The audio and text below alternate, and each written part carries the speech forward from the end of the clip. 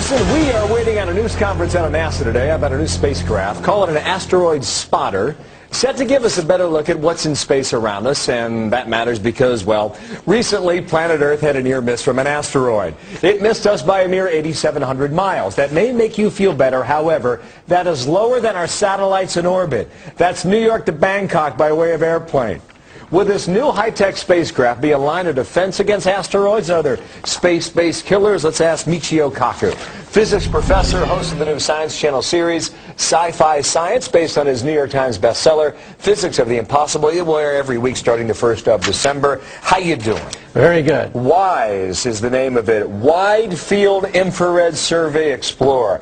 Man, I hope it's WISE. What can it do?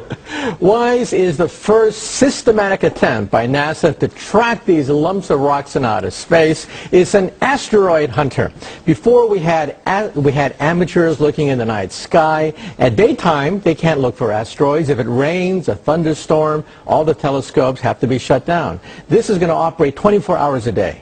Okay. To me, it looks like R2-D2. Tell me I'm wrong.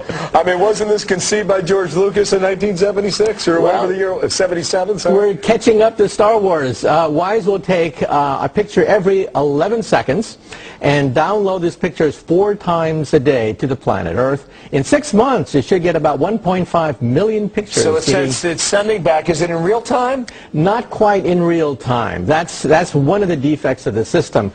This is the first step, a first baby step toward a systematic, real-time observation of the entire sky. But when we were here on Friday, we were talking about an asteroid that wasn't that very large. It was 30 feet across, and then in March, an asteroid 100 feet across skimmed the Earth. If that had hit, it would have wiped out New York City. There's a good chance we would not be sitting here today talking about R2-D2, but this one can track an asteroid 2 miles or bigger? That's in the main... I'm not feeling better. I mean, 2 miles is a pretty good chunk. That's in the main asteroid belt. They say that if an object, they track it and they zero in on it, they can get it down to maybe like 500 feet. But remember, something as big as 100 feet could literally wipe out the entire New York metropolitan area. So this is the first baby step. We need to have real-time observations. We need to have objects about 100 feet tracked by radar and by infrared and other means. The truth is, and I'm glad NASA's on this. In fact, it really wasn't on their radar, literally, until about 3 years ago, 2006, when they started thinking, we need to see everything that's out there. Now, the truth is, though, you can see an asteroid a lot further in advance before it comes our way. In other words, there should be at some point no excuse for us missing one of these. It's not like you're going to get hit in the middle of the night. We see them miles away. That's right. Amateurs can do this. In fact, in 2029, there will be an asteroid that you can see with the naked eye that will skim right beneath our satellites. That's the Apophis asteroid. It's about the size of the Rose Bowl.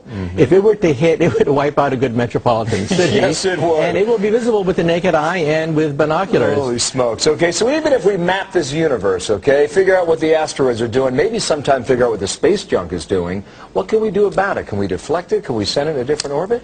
That's tough, because right now we are going to be phasing out the space shuttle next year. We're going to have to ask the Russians for permission to go into outer space for 5 years. We have no way of shooting down an asteroid in outer space. The space shuttle can't even reach deep space to intercept such an asteroid. However, I think we should take initial steps to begin thinking seriously about how we could either push an asteroid out of the way or, if necessary, blow it up. And when you come up with that idea, you're going to be a very rich man.